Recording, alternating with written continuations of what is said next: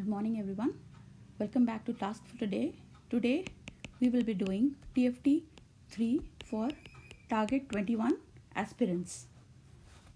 Our topic for today is topic 1B, the portion which we left that we will be doing today. Comparison with other social sciences. Comparison of sociology with other social sciences. Okay, so we hope you have revised TFT2 because you must have noticed that all these TFTs, all these tasks, they are interrelated. Therefore, if you miss any of them, if you don't revise, then you will suffer. So please revise. That is our request. Okay. Now, let's just take a quick recap of yesterday's TFT. We studied the scope of sociology. In the scope, we studied about the static structure. What is the static structure? That is the social institutions. We also studied about the dynamic portion, that is the change. That means society or sociology consists of structure and change. Sociology studies these both two parts of society. Here we studied about the different processes. Okay. And there were also two schools. First one insisted on a specific study of society, a part of society. Here we had thinkers like Weber. Second was in favor of holistic study, that means a society as a whole. We studied about the founding fathers, Comte, Spencer, Durkheim, Marx, Weber. Thus, we understood that sociology is a study of past plus future also, because this is helping us in understanding the present. The past helps us in understanding the present, and the present helps us in predicting future social events or social implications. Now, today's portion, that is comparison with other social sciences. What do we understand by social sciences?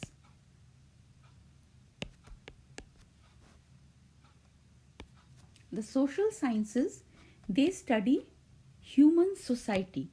So now you would say, then what is the difference from sociology? The social sciences, they are mostly specialist sciences. Okay, so they study different aspects of society. But sociology, it is a recent discipline as opposed to these social sciences which are quite older, and we try to study society as a whole. When we compare sociology with other social sciences, then you must remember that comparison does not always mean looking at the difference like we did in school. No, here comparison would mean what have we taken and what have we given to other social sciences. There are differences, but this relationship has been mutually beneficial, right? And it is helping us in growing, not only us but the other social sciences also. They are growing because of us. They have, how do we grow? How does a discipline grow? It broadens its boundaries, or you can say its thinking. Every discipline, it starts with a rigid definition, like I am going to study only this much. But gradually with changes, this boundary starts increasing and thus a discipline broadens.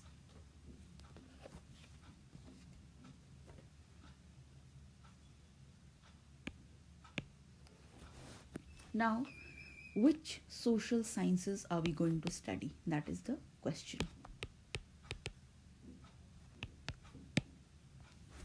First one will be history. Okay. What is history? History is a study of past events. It records events, but it also tries to find the causes of events. Another important feature of history is that it focuses on the uniqueness of events. Unlike sociology, we are interested in generalizing an event. For example, a war. History will focus on all the wars which have taken place till date, and it will consider all the wars individually. It studies about First World War, the Second World War, then 1971 war. Then it is also predicting what might happen in case we might have a nuclear war. So it is considering every war as a single event. It tries to understand, it records, it tries to understand the causes, the effects which it might have, for example, this war. So it focuses on the uniqueness. Thus you can say it is a connecting link between the present and the future, right? Now, where does sociology come?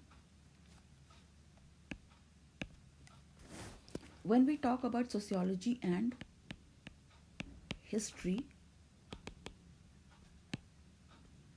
sociology is a study of present day society. But the present cannot be understood without an understanding of its past. Why things happened, which events triggered,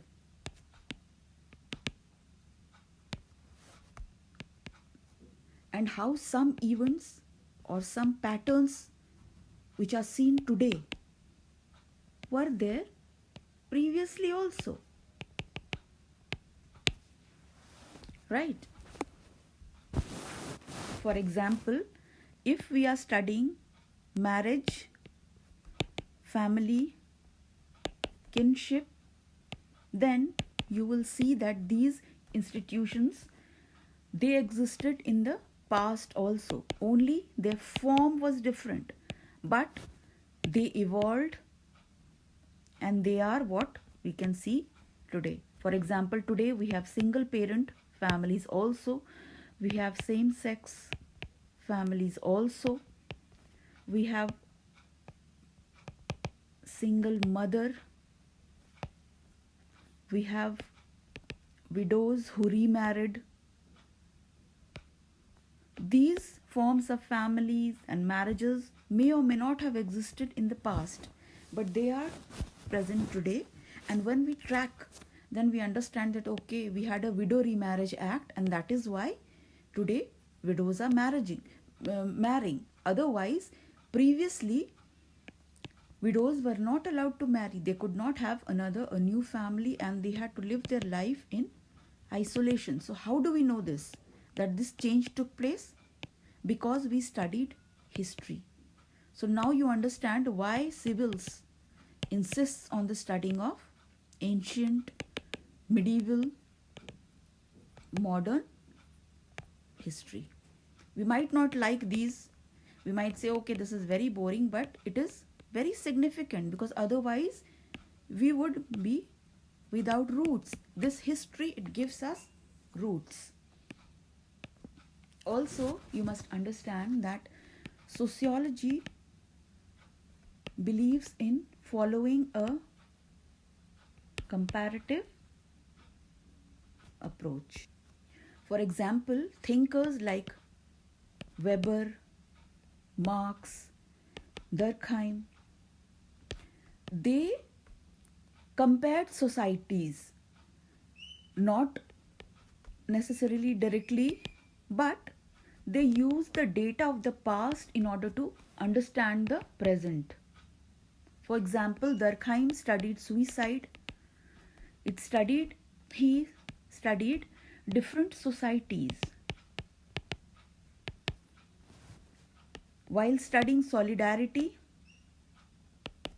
he studied primitive society also, to understand whether there was some kind of social order, whether there was some kind of collectivity, collective conscience. What do we mean by collective conscience? The norms, values which bind a society together. It is the binding force, right? And resulting in a collective conscience. So yes, primitive societies did have a collective conscience. Okay, and there existed a mechanical solidarity. So how do we know all these things? Don't worry about these terms, because we are going to study them in detail while studying the thinkers. What you need to understand is that how the sociologists, they used history to understand sociology. Similarly, Weber studied Protestant ethic. So he must have read the religious scriptures also, religious texts, to understand what was this ethic and whether it was being practiced by the people and how it led to capitalism. Right? So this could happen because he had some historical texts that he could access.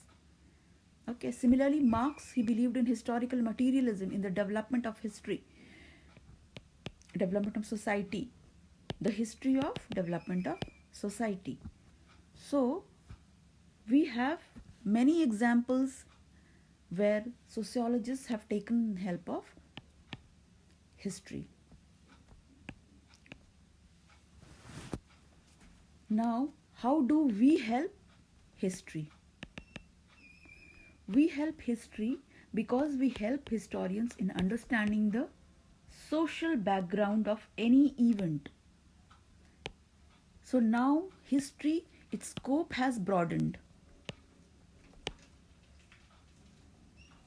It does not only record, understands the causes, simply notes down like a factual data. No. Now we have analytical history also. Right? So we are learning from other disciplines and we are teaching, we are helping them broaden their scope.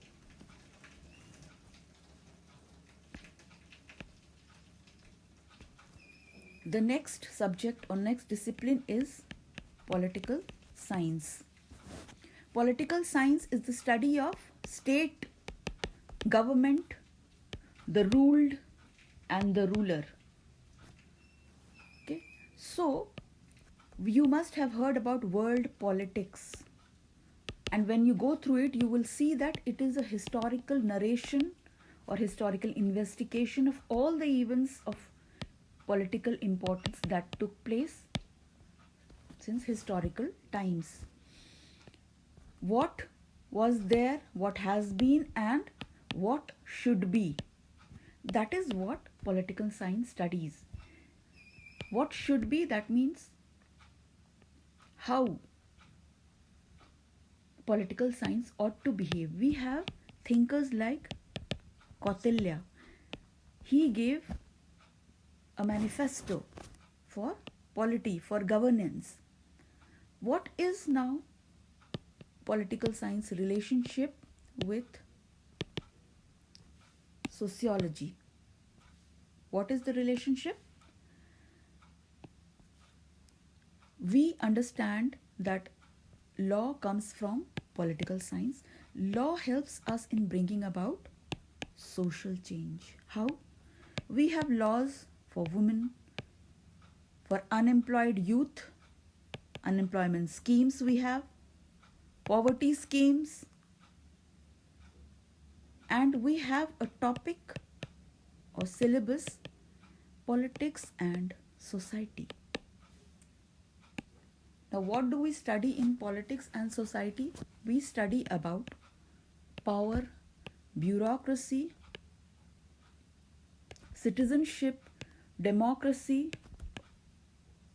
We study about social movements like Black Lives Matter, like Me Too, like women's movement, like ecofeminism. So all these things we can understand because we have access to political science. So we are taking all these subjects from political science, but what are we giving? The laws that form the pillar of political science, of a polity, of a government. Where do they come from? They come from customs, traditions, conventions. We have written and unwritten constitutions.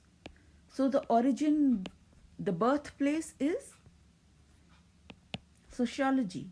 The customs, traditions, conventions, they over a period of time have formed, helped in forming the constitution. Then we have foreign policies. Now, foreign policy cannot always be hard power, right? We cannot always use hard power, or we cannot use military strength as we interact with our fellow nations. We have the concept of soft power, where we focus on people to people ties, on cultural ties. Sociology helps us in polity also.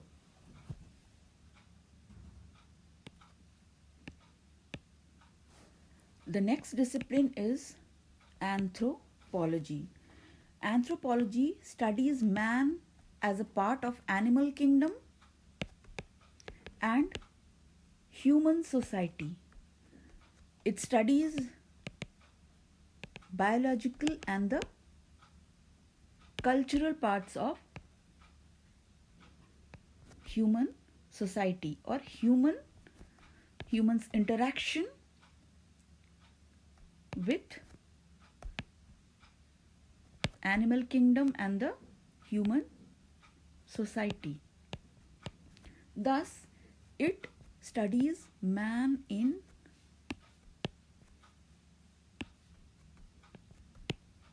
groups. This is important. And while it is studying man in groups, it helps us in understanding the origin of culture. Where did this come from? When man started living in groups, then he thought of forming certain norms. Now, what are norms? They are kind of rules which are formed to hold society together. Okay? To hold society together. So when these came up, then people started following, they started following groups, they started forming villages, village 1, village 2. It must have had something different, it must have had something different too. So anthropology, it studies simple societies. Okay. This is important. You should understand that it studies simple societies, because then we can differentiate it from sociology. Sociology is interested in complex societies. When did it exist? Did it exist in the past? Before 1800s? No. After 1800 we have sociology. Why? Because it started studying capitalism, and capitalism was a complex form of governance. So we have taken from anthro. How? Culture, we understand about norms, about the values, about group behavior, And how have we contributed? Have we helped? Yes, we have helped, because anthropology is now not only confined to groups or only culture or only studying the biological aspects, but it is also having a sociological touch. For example, we have similar topics. We have marriage, kinship. Most of the topic 1 portions will come under anthro also. Therefore, anthro has also taken, because it has broadened its scope because of sociology. It has understood that okay, this is the pattern that happens in marriage, in kinship, this is what happened and why it happens, and it has helped in studying anthropology better. For example, why norms break down, why they are not important, and why some new norms come up. These anthropology has benefited because of sociology.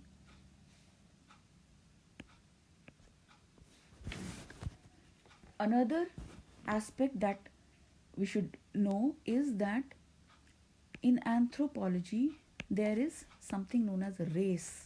Okay, because of physical features human beings are divided, so anthropology has helped us immensely in understanding race and therefore people of different areas.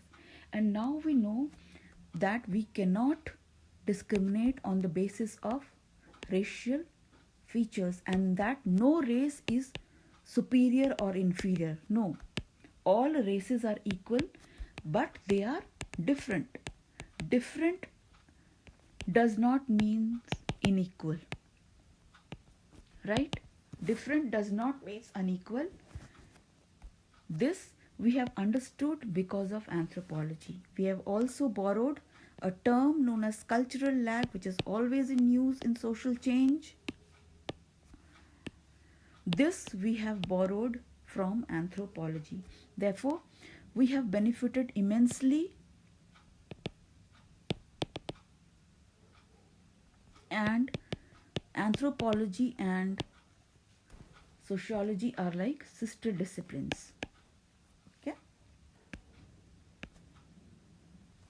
The next discipline is social psychology. Psychology, as you know, it is a study of individual, of the human behavior. It is interested in mental processes for human. Now, social psychology, it is interested in mental processes of man as a social being. Thus, it is interested in social behavior. Why man behaves in a certain manner in a society, in a group, and what are the social and cultural factors affecting social behavior. So these social and cultural factors are provided by sociology. So we provide the background to study social behavior.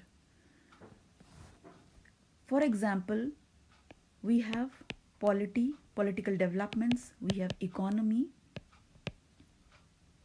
which are affecting social behavior. Suddenly, for example, a bank goes bankrupt. Then what happens? People withdraw money. This is a social behavior. What happens in the psychology? They fear that what is going to happen in future. So let us just take out our money, because if the bank is not there in future, right, it is not given any support by the RBI, then we will have no money. So out of fear, this is social psychology here.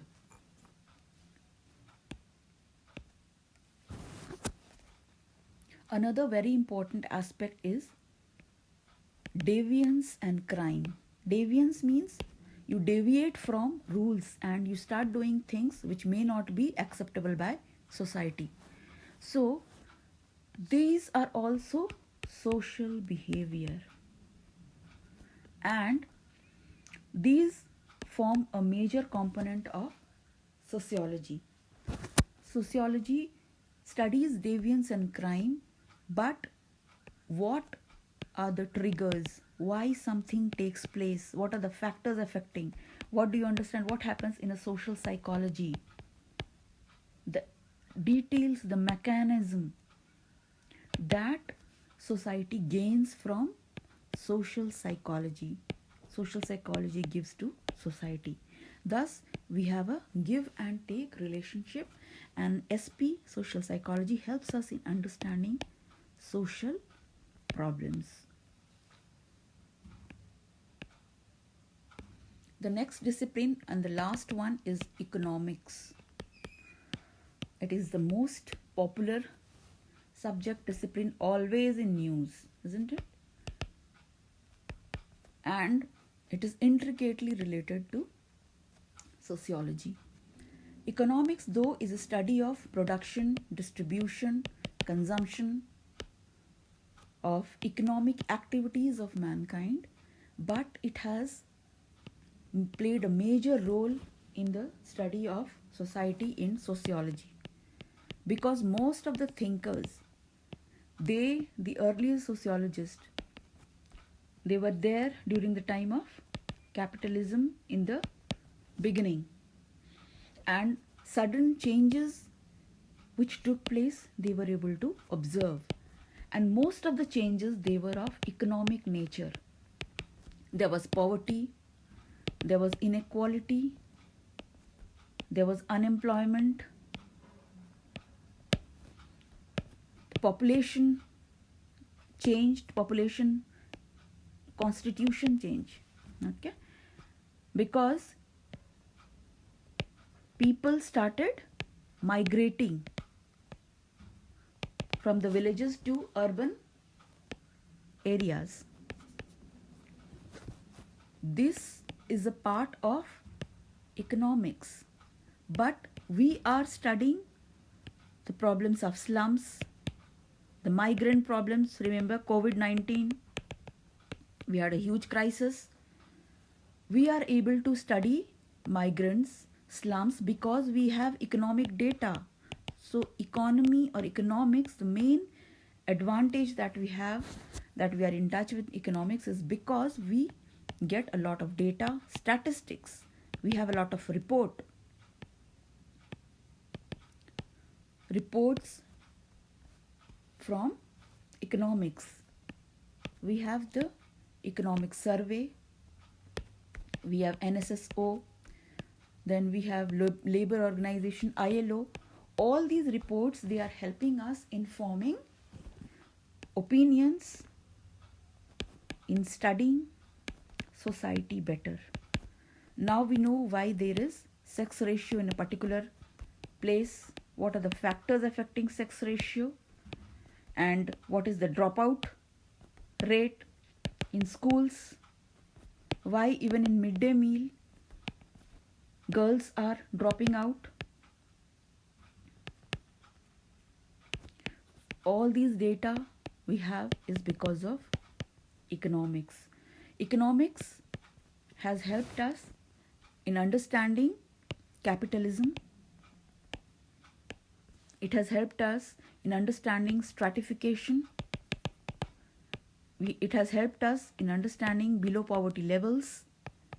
And now we know that what kind of new theories we must bring about, what new dimensions which should include in sociology in order to help or facilitate change, help the government. You must be knowing that sociologists are a part of public policy think tanks. They undertake research. So until unless we have this data, we can do nothing. We cannot progress in sociology. So in today's portion, that is comparison, there are many disciplines, but you have to be prepared with these 5 disciplines that I've taught today. You will note the difference. I will share a small summary. It is a 2-page summary, but that does not mean that you will not study. You will study the portion that I will allot, but your focus here will be not on the difference but on mutual dependence. Okay, this is important, how 2 disciplines, sociology and other disciplines, exist, they coexist, and they contribute in the broadening of each other,